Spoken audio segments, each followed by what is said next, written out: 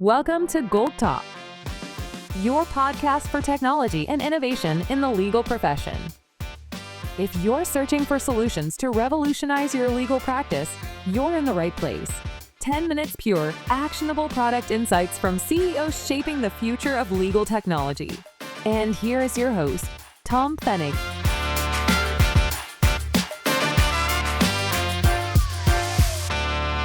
Hi, everybody. Welcome to GOLT Talk, your podcast for innovation in the legal and compliance space. 10 minutes, actionable insights from CEOs shaping the future of legal technology. My name is Tom, I'm your host, and it is my pleasure to introduce Julian Uebergang. Julian is the CEO and founder of NEOTA in Australia. So welcome to Down Under, Julian. Glad to have you on the call. Thank you, Tom. Appreciate it. Appreciate it.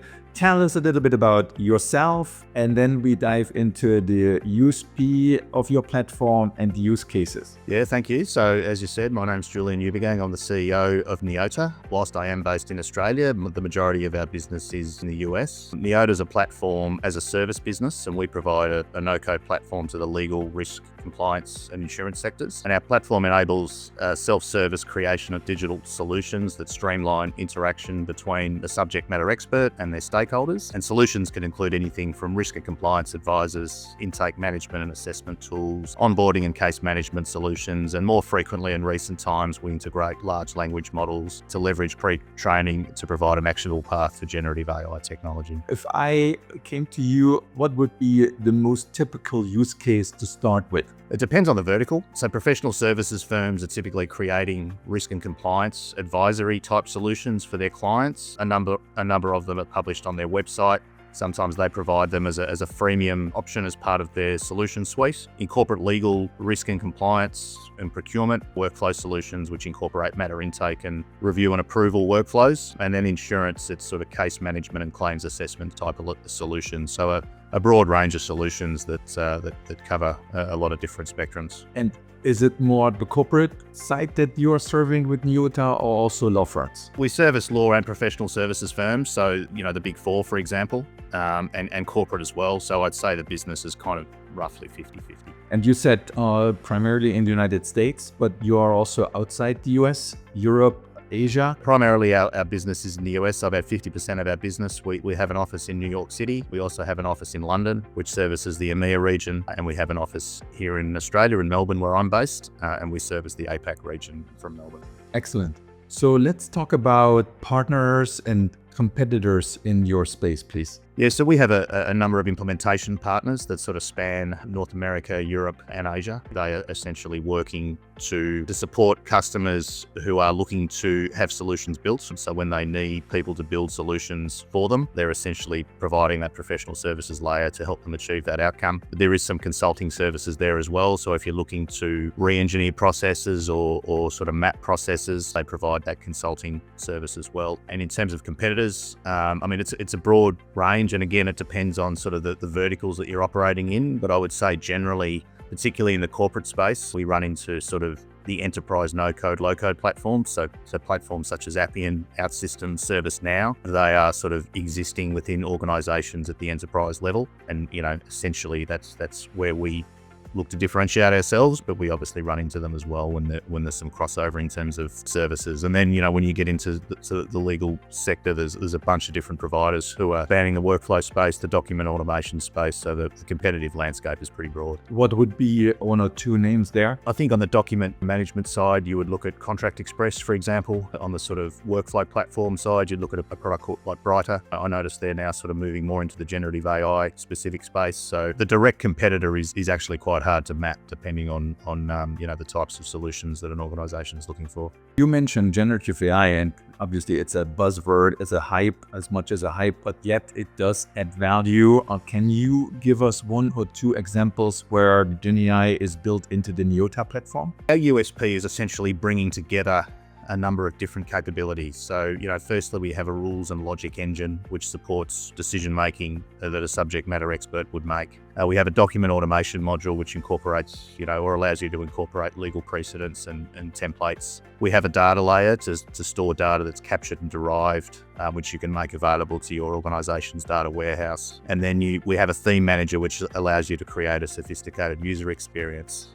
The thing that ties it all together is our workflow layer. So it's an orchestration layer that enables all of those things to be incorporated into a workflow. And as part of that workflow layer, we have integrations with third-party products and services through pre-built connectors, including generative AI technology. So what we're sort of frequently doing is incorporating through an integration, accessing generative AI to perform specific tasks. So we're not necessarily looking at providing broad options through generative AI. What we're looking to do is some really specific things using generative AI. So for example, if there's a particular agreement and you want to extract some key data points from that agreement, we're able to incorporate a client's LLM technology, pull that information out through that specific prompt, and use that for downstream workflow purposes through logic and document construction and those sort of things. So it's really very specific things where generative AI can be used of value, and not the broad sort of search summarization use cases which other organizations are specializing in.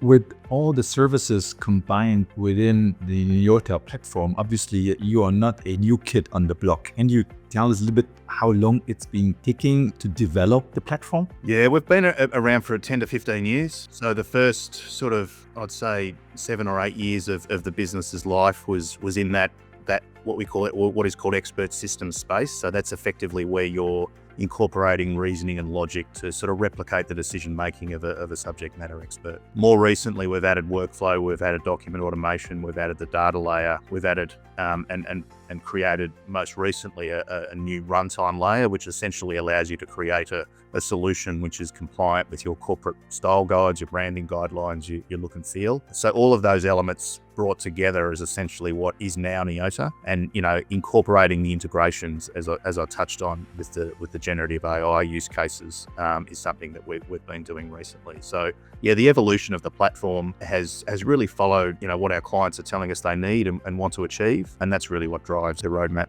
Good. Now, last pair of questions is about implementation and pricing. You mentioned NEOTA being a low-code, no-code platform.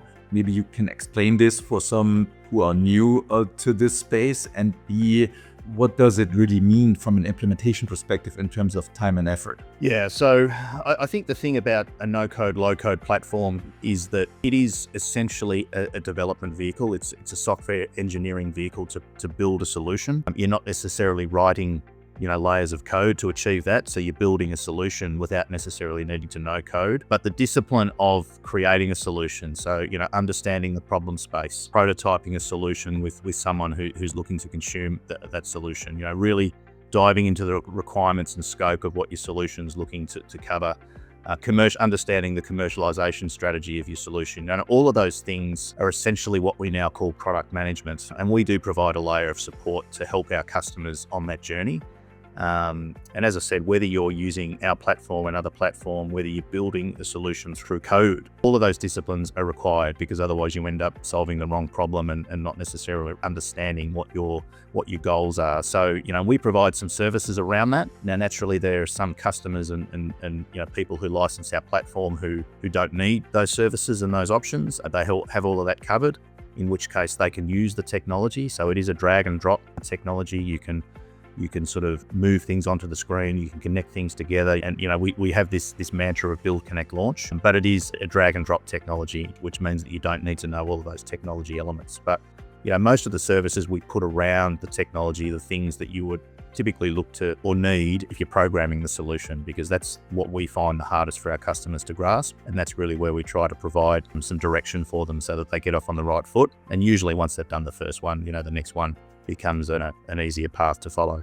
Would I, as a client, need to map out the process that I want to bring onto your platform? So you would. If you haven't done that, we can do that for you. And in fact, we've recently released an offering, which is a fixed price offering called NEOTA Velocity. And that is essentially to help you as an organization. If you don't necessarily have everything mapped and you don't really know the full scope of the solution you're looking to build, for a fixed price, we will help you on that journey. And we will provide as part of that, the software license will also provide some training so that you can build out that solution. But certainly the scoping and the requirements gathering is very much the most difficult part of building a solution. As I said, it doesn't matter what vehicle you're using, that's the thing that people find hardest. So that's really where we try to provide some support. Our customer-centric feature, we talked about there's a separate price for this, so let's move into pricing. And again, the timing for the implementation certainly depends upon the scope and complexity, but perhaps you give us a bit of an average what you're seeing when you deploy a product. We typically look to ensure there is an implementation goal of some deliverable in 3 months. Usually that's your first solution deployed and released into production. Sometimes that may not be the case for a variety of reasons, but certainly 3 months is the goal that we shoot for. And that's something that we see fairly successfully operated, certainly if there's buy-in on both sides as to achieving that goal. And we see that as something that is eminently achievable. On the pricing? Yeah, so we price based on the number of deployed solutions into production. So we don't price per user or other methods that other technologies, we don't price per component of the platform, which is something that other organizations do. When we essentially, we have a spectrum of clients, as I said, we have some not-for-profit organizations, some professional services or law firm customers, right through into to Fortune 500 companies. And so the pricing starts at about less than $2,000 a month, depending on the type of organization you are. And then that can go up to an enterprise license, which is sort of essentially an all-you-can-eat model. So it's as many deployed production solutions as you want or need. And sometimes we stagger that over multi-years. So, you might in year 1 have a goal of building 5 solutions, and then in year 2 another 5, and then in year 3 you'll sort of justify an enterprise price. So that's sort of how the pricing works. So it's based on that deployed into production solution, because that's ultimately where our clients are getting the value. So we try to align the price with value. And as I said, we have a services offering around that. So there's a few different options. But we do have the NEOTA Velocity option. There's sort of a few different pathways through that, which is sort of 20 to 40,000, depending on the option that you select. But that's essentially helping you sort of scope and define the solution that you're looking to build. And for a fully fledged enterprise license, where would that start roughly? Depending on the size of the organization, but you're sort of looking at a couple of $100,000 for an enterprise license. But that covers, as you said, as many users around all geographies and the full platform being deployed. Unlimited production use cases, essentially, yeah. Awesome. Hey, we broke through 10 minutes, but to me and the audience, it was an insightful and very open dialogue. Thank you so very much, Julian Uebergang, CEO of NEOTA. Greetings to Melbourne. All the best. It has been a privilege having you on the podcast. Take care. Thanks for having me, Tom. Really enjoyed it. Thank you. Same here. Cheers. Bye.